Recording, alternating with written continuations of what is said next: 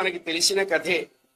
భక్త్యా భాగవతం జ్ఞేయం నా వ్యుత్పత్త్యా నటీకయా అని చెప్పారు వ్యాస మహర్షుల వారు. 12 స్కంధములతో 18,000 శ్లోకాలతో 5,62,000 అక్షరాలతో భాగవతం వ్యాస ప్రణీతమైంది.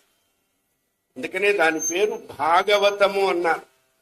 భా అంటే భక్తి, గా అంటే జ్ఞానము, వా అంటే వైరాగ్యము, తా అంటే తత్వము, ము అంటే ముక్తి. అంటే ఎవరికి స్థిరమైనటువంటి భక్తి పరమాత్మ యందు ఉంటుందో వారికి ముక్తి కరతలామలకంగా ఉంటుంది. అందుచేతనే భక్తి చేత జ్ఞానం కలగాలి, భక్తి చేత కలిగిన జ్ఞానం వల్ల వైరాగ్యం కలగాలి, భక్తి చేత కలిగిన జ్ఞానం వల్ల కలిగిన వైరాగ్యం చేత తత్వం తెలియాలి, భక్తి చేత కలిగిన జ్ఞానం చేత కలిగినటువంటి వైరాగ్యం చేత తెలిసినటువంటి తత్వం చేత ముక్తి తెలియబడుతుంది.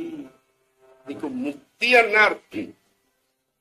ముక్తి అంటే ఏదో చచ్చిపోయిన తర్వాత శరీరం వదిలిన తర్వాత పొందేది కాదు, బ్రతికి ఉండగానే పొందే స్థితిని ముక్తి అన్నారు.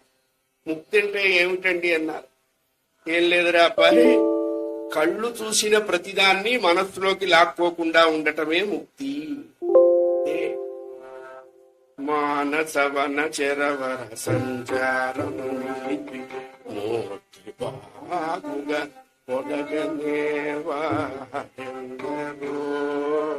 అది ముక్తి, అదే ముక్తి. అటువంటి భక్తికి ముక్తి దాస్యం చేస్తూ ఉంటుంది. అటువంటి భక్తిని ప్రచోదనం చేసినటువంటి గ్రంథమే శ్రీమద్ భాగవతం. శ్రీమద్ భాగవతే మహామునికృతే సత్యం పరం ధీమహి కాలవ్యాల ముఖాగ్రాస త్రాస నిర్నాశహేతవే శ్రీమద్ భాగవతం శాస్త్రం కలౌ కీరేణ భాషితం అన్నారు.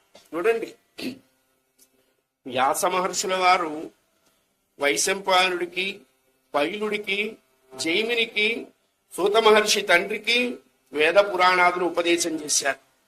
భాగవతం మాత్రం పరీక్షిన్ సుఖయోగీంద్రుల వారికే ఉపదేశం చేశారు. ఏమండి, సుఖయోగీంద్రుల వారికి ఉపదేశం చేశాడు. వ్యాసుడికి ఎంత పార్షియాలిటీ, కొడుకు మీద ప్రేమ.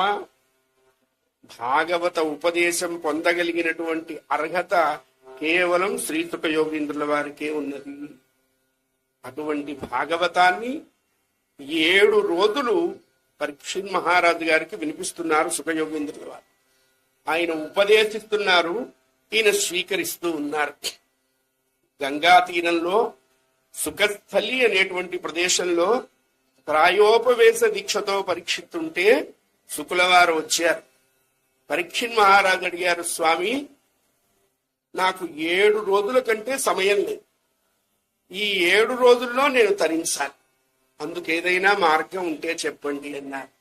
సుఖయోగీంద్రుల వారు నవ్వి, 7 రోజులు ఎక్కువరా అబ్బాయి, ఖట్వాంగుడు 2.5 గడియలలో మోక్షాన్ని పొందాడు, నీకు 7 రోజులు లెంతీ టైం ఉంది, నీకు చక్కగా పరమాత్మ యొక్క దివ్య కథా ప్రధానాన్ని నీకు శ్రవణ పేయంగా చెప్తాను, వినవలసింది అంటూ భూషణములు శవులకు బుధతోషణములనేక జన్మ దురితౌఘ వినిశోషణములు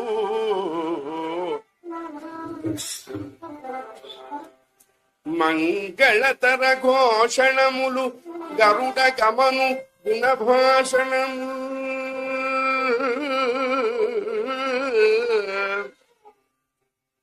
ఎవరి యొక్క దివ్య చరిత్ర వింటే చెవులకి సార్థకత కలుగుతుందో, ఎవరి యొక్క దివ్యమైనటువంటి నామాన్ని నిరంతరం జపిస్తూ ఉంటే నాలుక వాసికెక్కుతుందో, ఎవరి యొక్క దివ్య కథా సుధా వృష్టిలో జీవితాన్ని చరితార్థం చేసుకుంటే పునరావృత్తి రహితమైనటువంటి శ్రీపదం కలుగుతుందో, అటువంటి కృష్ణ ప్రధానమైనటువంటి శ్రీమద్ భాగవతం నీకు చెప్తాను నాయనా, నీవు వినవలసింది అని చెప్పారు. చూడండి, పొద్దున పూటట జూదం గురించి వినమన్నారు, అంటే భారత శ్రవణం చేయమన్నారు. మాధ్యాహ్నికం స్త్రీ గురించి వినమన్నారు, రామాయణం వినమన్నారు. రాత్రి దొంగ గురించి వినమన్నారు. ఎవరా దొంగ అన్నారు, సాక్షాత్తు శ్రీకృష్ణ పరమాత్మ. కాలో గచ్చతి ధీమతాం, నాయనా జ్ఞానులైన వాళ్ళు ఇలా కాలాన్ని గడుపుతారా అంటూ అందుకే ఆయనను కృష్ణ అన్నారు.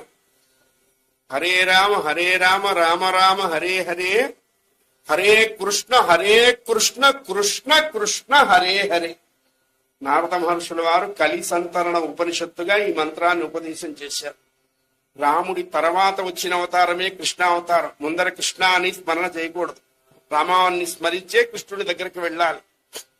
అటువంటి భాగవతాన్ని పరీక్షిత్తుకి ఉపదేశిస్తుంటే రెండో రోజు అయ్యేటప్పటికల్లా పరీక్షిత్తుకు దుఃఖం వచ్చింది కండి. శుక్లవారు నవ్వి, ఎరా అబ్బాయి, ఇంకా 5 రోజులు బతుకుతావనే భయంగా ఉందా అని అడిగారు. పరీక్షిత్తు నవ్వి, ఇంకా 5 రోజులు ఎక్కువ అని ఏడుస్తున్నానండి. అసలు ఆ పిల్లవాడు 2 రోజుల్లో చావమంటే బాగుండేది.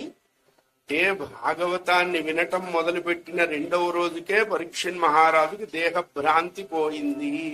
అది ఇలా వినాలండి భాగవతం. ప్రతి వాళ్ళు ప్రతిరోజు భాగవతాన్ని చదువుకోవాలి. రోజైనా ఓ పువ్వైనా పెట్టాలి. పూలు కూడా దొరకలేదు, రోజు భాగవతం భాగవతం భాగవతం భాగవతం అనుకోవాలి. రోజు అనుకుంటే వచ్చే జన్మకైనా బాగా అవుతాం. అంతవరకు కన్ఫర్మ్. అయ్యా